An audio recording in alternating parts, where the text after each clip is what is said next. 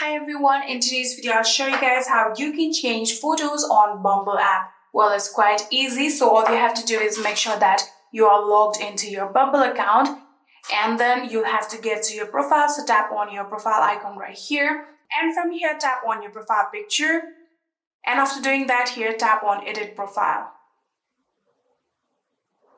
So currently here you can see this is my main photo on my profile. If I don't want this as my main photo and I want this particular photo, I can simply just do that by long pressing on this photo and dragging it on front like this. And here you can see this has become my main photo. But if I simply just don't want these photos, I can simply just tap on this cross icon right here and tap on delete, and then tap on this plus icon again.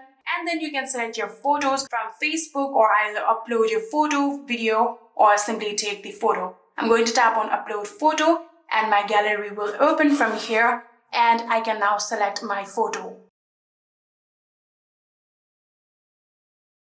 So after selecting your photo, tap on this add option right here, and you can adjust your photo however you want, and then tap on upload. And here you can see your photo is being uploaded.